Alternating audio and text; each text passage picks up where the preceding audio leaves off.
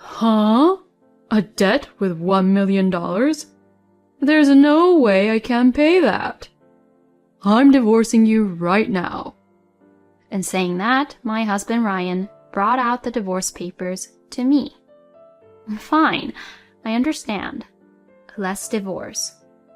What a disaster for you too, huh? I can't imagine being in a huge debt because of your own parents that I would never be able to pay even if I spent the rest of my life paying it off. Then I told my husband, who was grinning at me while he misunderstood everything, the actual truth. What? Wait a minute. What do you mean? My name is Layla. I'm 40 years old, and I work in a company. My husband, Ryan, and I have been married for exactly 10 years now. We had no kids, and we tried hard to have kids through fertility treatments, and so on. But to no avail, so we finally decided to give up on having kids, and just live as a married couple. But despite that, I think we got to live happily in our own way. My husband can be a bit stubborn, and we do argue regularly, but it's not like I hate him. And we do have nice conversations every day. He doesn't complain about every single thing I do, and he does a good job of earning enough money for us family. So we haven't had any major issues so far. My husband and I were originally classmates in high school. We were in the same class in freshman and sophomore year. And since we were both on the school's basketball team, we often practiced next to each other for the extracurricular activities. We weren't going out in high school, but he was one of my closest classmates I had in my grade. It was a certain wedding that brought us together, and we ended up getting married. At that time, people from the basketball team, regardless of whether they were women or guys, got together for a reunion. And there was when I met my husband again. We were seated next to each other at the after party, and the two of us started going out for drinks after work. And after a few more dates, we began to go out. We continued dating for the next 3 years, and then we decided to get married. I'm happy that we were able to get married at 30. I had planned and wanted to concentrate on my work and get promotion in my 20s after graduating from college. And I thought I would get married in my 30s. Ryan was a very kind and nice man, and I am very glad that he was the one I married. At the wedding, I was celebrated by many friends and colleagues, including former members of the basketball team, and I experienced the happiest time of my life. Then we started living together and began our newlywed life. Even though I had known Ryan since high school, being newlyweds was a special and fresh feeling. I think the newlywed magic is amazing because it had been more than 10 years since we had known each other, and we still felt like we were deeply in love even after 3 years of dating. My husband did a decent job of sharing the house chores, considering the fact that we were both working. Many of them were simple, but I am grateful for the situation where I come home from work and dinner is ready, because I appreciate that very much. During dinners, we would talk about each other's work and we would hear each other out if there were any issues at work. Well, I was really busy today. My boss is giving me a lot of work to do. I see. Well, good job today too. Let's give one more fried chicken to you then for working so hard today. Yay! We were happily living our newlywed life, while flirting with each other a bit like this. From then on, we lived happily as a couple, but as I mentioned earlier, we had difficulty having children. We tried infertility treatments and other fertility treatments, and all sorts of other things, but it was still no use. After years of not being able to have children, we began to give up and finally decided to spend time alone as a couple. However, after that, I felt that my husband had become cold towards me compared to before. If you say it was just my imagination, that's all there is to it. but I felt that he was less kind to me than how he usually was. He used to listen to me and consider my opinion, but now he tries to force his opinion on me. Perhaps all these years he had thought about me and held back, but maybe now he started to show his true self.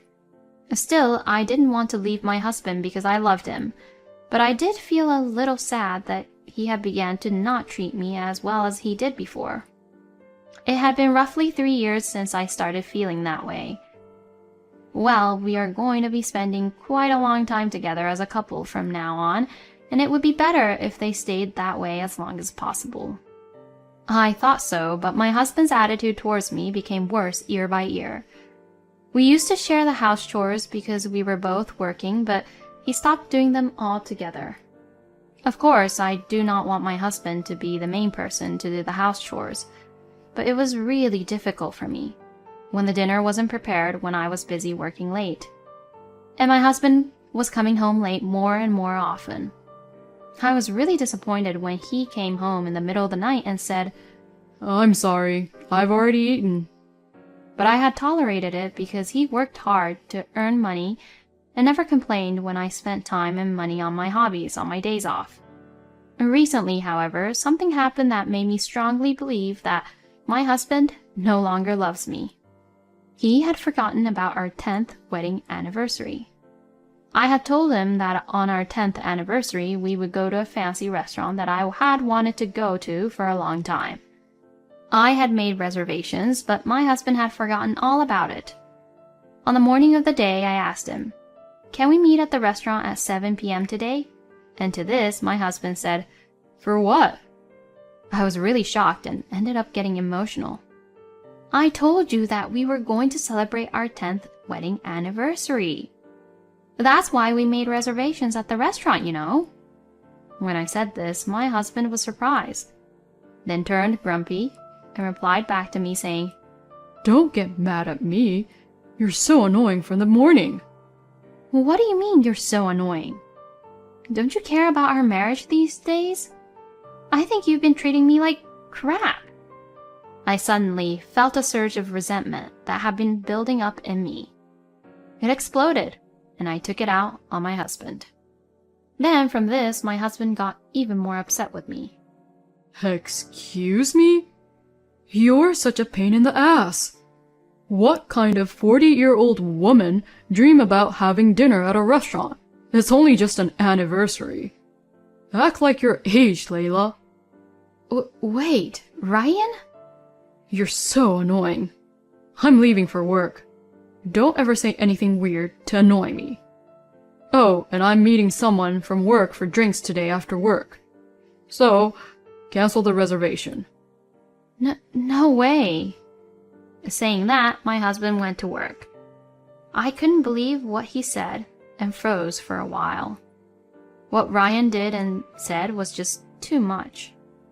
I wondered if I could continue being married to Ryan like this. I even thought so to myself. I decided to go to the restaurant with my father because it would be too much trouble for the restaurant as well since the reservation was today. My father's birthday was coming up, so it was a nice alternative to celebrating at the restaurant, but I was really shocked by my husband's attitude. My father was indeed surprised when he heard what I had to say. "Ryan said something like that, huh? I can't believe why he'd say that, because I used to celebrate every wedding anniversary with your mom in a big way." My mother passed away a few years ago, but my father really cherished her. I had seen such a close relationship between my parents, and I wanted to keep that kind of relationship with my husband. But it was sad to see how cold it turned out for us. "Well, if anything happens, you can count on me, all right?" "Yeah, I'll do that. Thank you, Dad." I was devastated, but my father listening to me calmed me down a bit. My husband did not come home that night. He came home in the early hours of the morning and went straight to bed and fell asleep. After that, we hardly talked at all. My husband worked late every day and came home really late every day now. At this rate, it might be difficult to stay married. While I was thinking about this, something unbelievable happened to me. My father had a heart attack and passed away. My mind went complete blank. I was devastated by the loss of my mother and my father, who was my only living family. But when I told my husband that my father had passed away, he replied with, "Oh, I see." I knew he didn't love me anymore. But still, your own wife's father had died, and so he should have shown me some kindness by hugging me and at least to try and comfort me. But in a way, my husband helped me regain my composure and proceeded with the funeral arrangements and preparations without being too emotional. And we were able to hold my father's funeral without any issues. My husband attended the funeral, but he looked like he didn't want to be there the whole time, which really pissed me off. I lost all affection I had for my husband. A few days later, a lawyer came to our house to talk about the inheritance, and that's when I clashed with my husband again. Regarding your father's inheritance, Layla, first of all, there is $1 million of debt. The moment the lawyer said that, my husband raised his voice. Huh? A debt with $1 million? There's no way I can pay that. Honey, wait. Let's hear what the lawyer has to say until the end. You're joking, right? I can't stay with a person who's in that much debt any longer. I'm divorcing you right now. And saying that, my husband Ryan brought out the divorce papers to me. What? Are you serious? Of course I'm serious. Our marriage is already in ruins, for the most part anyways.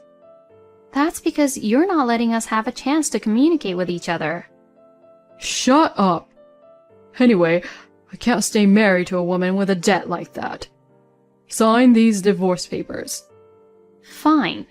I understand. Let's divorce.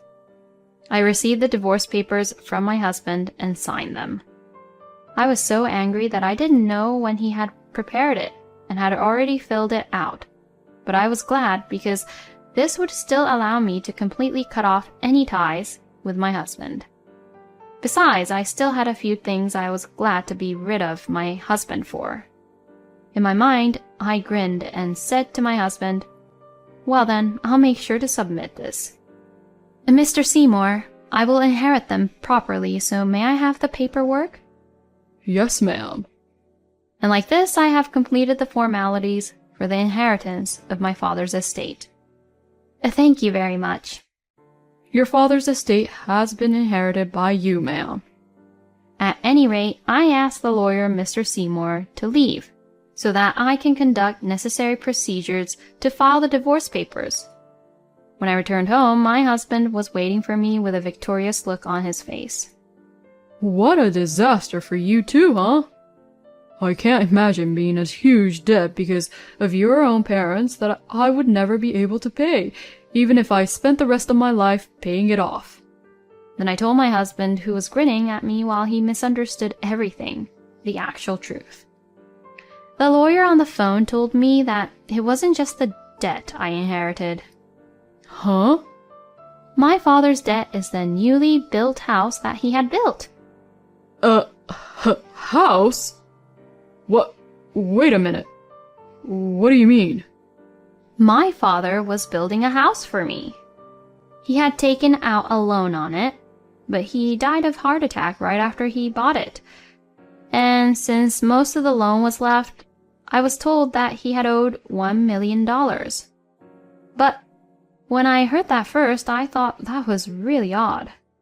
He told me that there was no way he was in debt, since he was an executive while he was working for a company. And he also made money by investing in stocks. Stocks? He left me enough money as an inheritance, and I wouldn't have to pay for the $1 million debt. So, in other words, I don't have any debt, and now I have a lot of money. No way! I didn't hear that. You've got to be kidding me. Well, that's your fault for not listening to the lawyer until the very end. Then give me half of it for property division. What are you talking about? My share of the inheritance doesn't count as part of the property division. Excuse me? We're already divorced, and no matter how much money I get, it has nothing to do with you. When I said that, my husband suddenly changed his attitude really quickly. Layla, let's pretend the divorce never really happened. I finally understand who's really important to me. We love each other. Let's get married again. I was so disgusted by his actions and attitude that there was literally no love for him anymore. Stop it, you're disgusting. You're just after the money and you don't love me at all, right? I would never marry a person like that, ever again. Don't you dare underestimate me. Once I pack my bags, I'll leave. You should just go on with your life as usual. If you start following me around, I will call the police on you. You and I are complete strangers now. My husband turned pale when I said this. Then, ignoring my husband, I packed my belongings and left the house. After that, I moved into the house my father had built for me. It was a very luxurious and beautiful house, as one would expect from a house that cost $1 million to build. I would be able to live comfortably here for a really long time. And well, as for my ex-husband, I requested an investigation by a professional investigating agency just to be sure. And it turned out that he had been having a relationship with a woman while he was married to me. So I immediately sent a content-certified letter to my ex-husband and his lover's workplace in order to have them pay me alimony for their affair. As a result, my ex-husband had to work even more to pay off for the alimony, while his colleagues gave him a cold shoulder. I inherited everything from my father and had my alimony paid. So, my retirement would now be secured.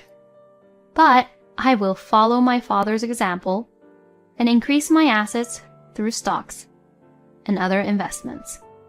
And from now on, while devoting myself to my work, I will try as much as I can to take on other hobbies and challenges that I want to try.